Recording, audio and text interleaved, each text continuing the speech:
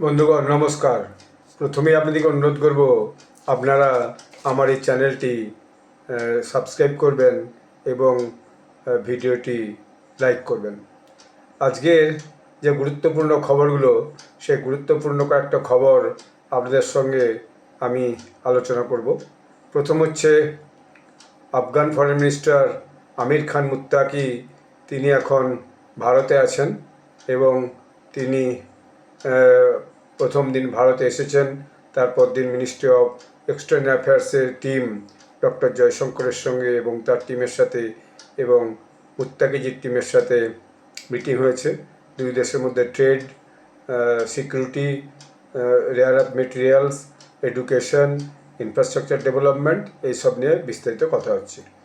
তারপর তিনি গতকাল গেছিলেন সাহারানপুরে, উত্তরপ্রদেশের দেওবন্দ একটা এডুকেশন ইনস্টিটিউশন, তো সেখানে থেকে তিনি ফিরে এসেছেন। তারপর আজকে তার আগ্রা যাওয়ার কথা ছিল, কিন্তু কোনো কারণে তিনি আগ্রা যাননি, আগ্রা যাওয়া ড্রপ করেছেন। কারণ কালকে সাহারানপুরে প্রচুর লোকজন এসে হাজির হয়েছিল, সিকিউরিটি রিজনস হতে পারে, সেই জন্য হয়তো তিনি আগ্রা যাননি। অথবা পাকিস্তানের সঙ্গে আফগানিস্তানের একটা টেনশন চলছে, সেটাও কোনো কারণ হতে পারে। তো প্রথম দিন যে বাইলেটারাল মিটিং হয়েছিল, তারপর তিনি আফগান অ্যাম্বাসিতে গেছিলেন, যে সেখানে প্রেস কনফারেন্স করেছিলেন। সেখানে কিন্তু মহিলা সাংবাদিকদের ঢুকতে দেওয়া হয়নি। সেটার জন্য ভারতে সোশ্যাল মিডিয়াতে ভীষণ চেঁচামেচি হয়েছিল।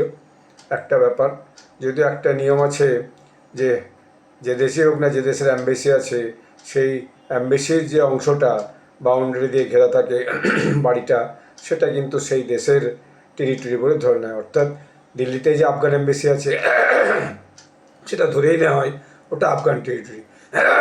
অতএব তার ভেতরে যে আইন শৃঙ্খলা বা ব্যাপারটা, সেটা তারাই ঠিক করে।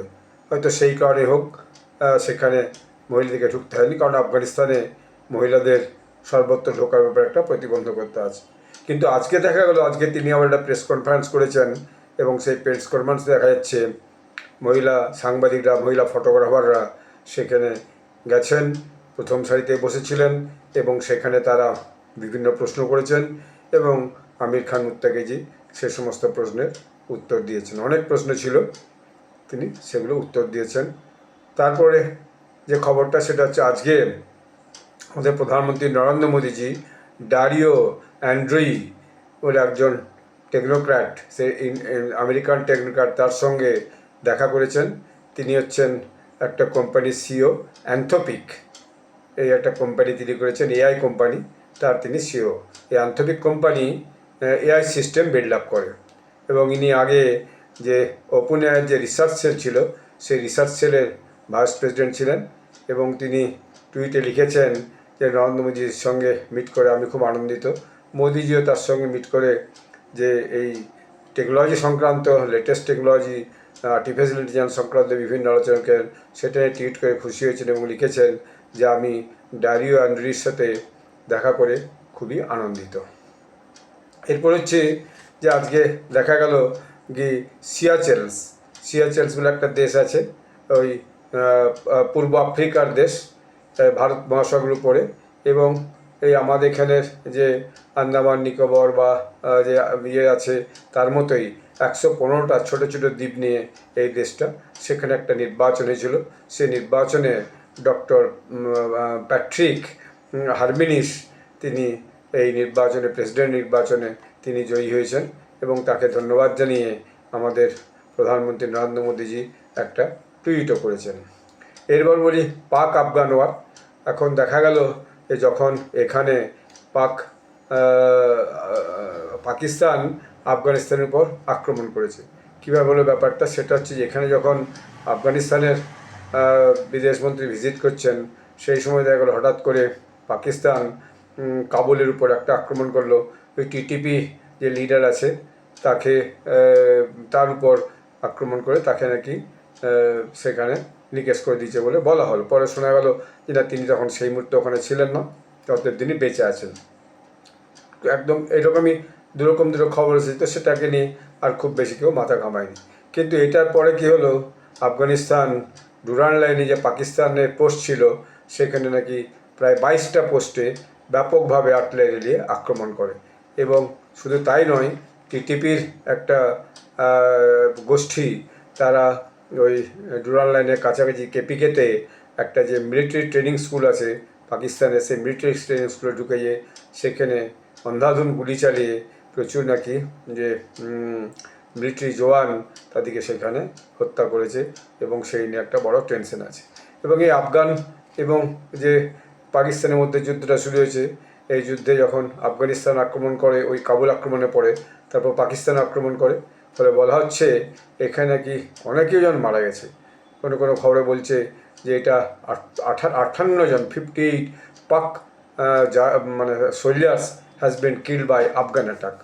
আবার পাকিস্তানে বলছে আমরা যে রিটালিয়েট করছি তাতেও অনেক আফগান, প্রায় কেউ বলছে 22 জন, কেউ বলছে 30 জন নাকি সেখানে মারা গেছে। এখন এরকম একটা অবস্থায় দেখা গেল যে আফগানিস্তান এবং পাকিস্তান নিজেদের মধ্যে প্রায় সরাসরি যুদ্ধাবতীর্ণ হয়ে গেছে, ড্রোন নিয়ে, মর্টার নিয়ে, তারপর আপনার বিভিন্ন অত্যাধুনিক যে যুদ্ধাস্ত্র নিয়ে একজন আরেকজনের বিরুদ্ধে কিন্তু যুদ্ধে নিয়ে পড়েছে।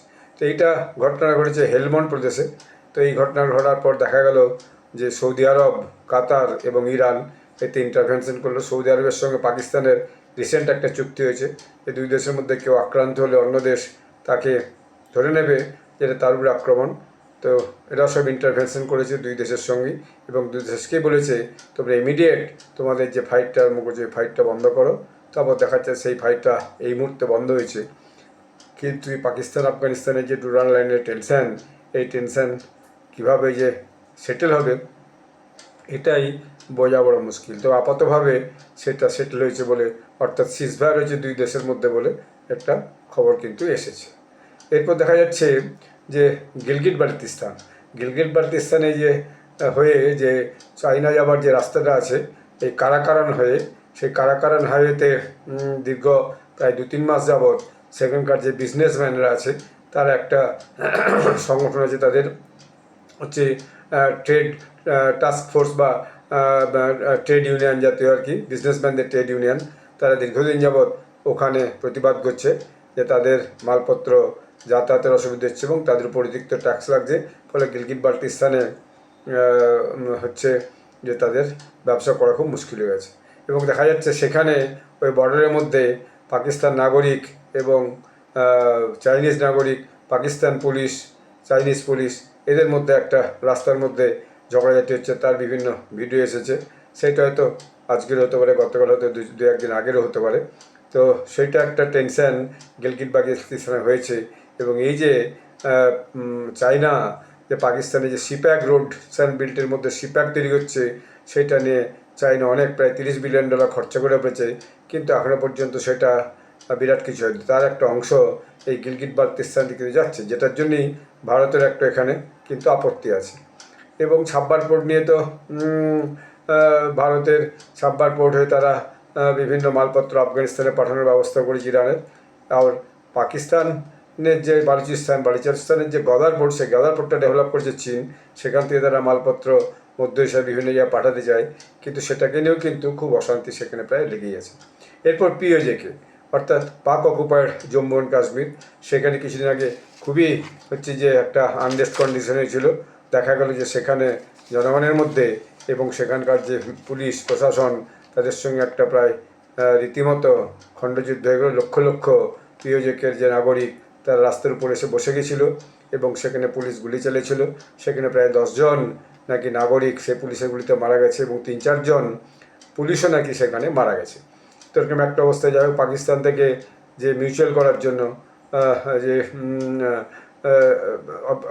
অফিসাররা এবং নেতারা এসেছিলো, তারা ওখানে যে কমিটি, সেই কমিটির সাথে আওয়ামী লীগ কমিটি, গিলগিট বাল্টিস্তান আওয়ামী লীগ কমিটি, যত একটা কমিটি আছে যারা এই বনটা ডেকেছিল, তাদের সাথে বসে আপাতভাবে একটা সমঝোতা করে গেছে। কিন্তু সেইটা কতদিন যে সমঝোতাটা থাকবে সেটা একটা মস্ত বড় খবর। এবারে আন্তর্জাতিক 2-3টে খবর আছে। আন্তর্জাতিক 2-3টে খবরের মধ্যে যে হচ্ছে কি যে আপনার এই পাকিস্তান এবং আফগানিস্তান দেখা যাচ্ছে যে এখানে যেমন লড়াই করছে, তারা আবার পৃথিবীর বিভিন্ন প্রান্তেও কিন্তু লড়াই করছে। পৃথিবীর বিভিন্ন প্রান্তে লড়াই করছে, এরকম ব্যাপারটা যে দেখা গেল আজকে লন্ডনের বুকে তারা দুই দল নিয়ে প্রায় লাঠালাঠি করে মারামারি করার মতো অবস্থা। পুলিশ তাদেরকে কোনোভাবে থামানোর চেষ্টা করছে। অর্থাৎ একদল আফগানিস্তানের লোক এবং একদল পাকিস্তানের লোক সামনাসামনি হয়ে গেছে নিজেদের মধ্যেই। যে পাকিস্তান আফগানিস্তানে যে লড়াইটা চলছে সেই লড়াইটা এখন লন্ডনের ম্যানচেস্টার পর্যন্ত জাহাজ হয়ে গেছে। এবং আফগান শুধুমাত্র যে লন্ডনে আছে তা নয়, জার্মানি, ফ্রান্স ওইসব জায়গায় সব জায়গাতে আছে এবং পাকিস্তানিরাও আছে। তো এই যুদ্ধটা সেখান পর্যন্ত যে না পৌঁছায়। এরপর আন্তর্জাতিক স্তরে যে হিউম্যান এইচআরসি আছে, ইউএন হিউম্যান রাইটস কাউন্সিল, সেই হিউম্যান রাইটস কাউন্সিলের মিটিং হয়েছে আপনার জেনেভাতে। সেই মিটিংয়ে বাংলাদেশের যে ইন্টারিম সরকার তার প্রধান গেছিলেন এবং সেখানে তিনি তার বক্তব্য রেখেছিলেন এবং সেখানে রোহিঙ্গা ইস্যুটাকে তিনি তুলে ধরার চেষ্টা করেছিলেন এবং তিনি যে একটা সংকটের মধ্যে দিয়ে আছেন সেটাই তিনি একটু বলেছিলেন। এবং যে সেক্রেটারি জেনারেল আছেন গুটেরাস, তাকে ব্যাপারটাই নিয়ে চিন্তা করে এবং কীভাবে বাংলাদেশের সমস্যার সমাধান করা যায় সেটাকে নিয়ে বলেছিলেন। ভারত থেকে ওখানে হিউম্যান রাইটস কাউন্সিলে জাভেদ বেগ বলে একজন গিয়েছিলেন জেনেভাতে। সেখানে তিনি যে তার বক্তব্য রেখেছেন এবং সেখানে তিনি যে ভারতের যে অংশ পাক অকুপায়েড গিলগিট বাল্টিস্তান এবং পাক অকুপায়েড জম্মু কাশ্মীর পরে যে ভীষণভাবে পাকিস্তান অত্যাচার করছে এবং সেখানে যে ভারতের যে অংশে কাশ্মীর এবং জম্মু যেখানে যে অংশের মধ্যে আছে সেখানে যেরকম শান্তি এবং যেরকম উন্নতি হয়েছে সেই উন্নতি কিন্তু ওখানে হয়নি। এসব নিয়ে সে তার বক্তব্য রেখেছে এবং সে ভারতের প্রশংসা করে সেখানে বলেছে যে হ্যাঁ, এখানে যে একটা মিটিং হয়েছে সেই মিটিংয়ে আমি আমার বক্তব্যটা রেখে খুব খুশি হয়েছি। আমি তার যে লেখাটা পড়ছিলাম সেটা টুইট করেছে, টুইটটা খুব গুরুত্বপূর্ণ। Javed Baig, dear friends, I am glad to be back on Sarjamin A Hindustan. I just reached New Delhi back from my highly successful trip in Geneva, Switzerland, where I attended the 57th sessions of UNHRC and made as many as 3 interventions against Pakistan, including each one on the plight of people of POGB and POJK. I am extremely happy to back to India and feel proud to pose before our beloved Tiranga Parcham. জয় হিন্দ, জয় ভারত। তো এটা যদিও তার কয়েকদিন আগের tweet, কিন্তু যাই হোক, যে হিউম্যান রাইটস কাউন্সিল নিয়ে এখন যে বিভিন্ন রকমের আলোচনাগুলো চলছে এবং হিউম্যান রাইটস কাউন্সিলে জেনেভাতে বাংলাদেশিরা বিশেষ করে সেখানে যে এই যে বর্তমান সরকার আছে তার বিরুদ্ধে প্রতিবাদ জানিয়েছে এবং তারা বিভিন্নভাবে সেখানে বক্তব্য রেখেছে যে কীভাবে বাংলাদেশে হিউম্যান রাইটস ভায়োলেশন হচ্ছে, কীভাবে মাইনরিটিদের অত্যাচার হচ্ছে এবং কীভাবে সেখানে আগামী দিনে ডেমোক্রেটিক প্রসেসটা ফিরিয়ে আনা যায় সেই নিয়ে তারা কিন্তু সেখানে খুব সওয়াল করেছে। তো এটা খবরগুলো আমি আজকেই পেলাম, তো এটা দু একটা একটু পুরনো খবর হতে পারে, তবু আমি ভাবলাম এই খবরগুলো আপনাদেরকে আমি জানাই। আপনারা সবাই ভালো থাকবেন। আমার এই ভিডিওটি এখানেই শেষ করছি। আবার ভবিষ্যতে নতুন কোনো ইস্যু নিয়ে বা বিভিন্ন ইস্যু নিয়ে আপনাদের সঙ্গে আলোচনা করব। ধন্যবাদ।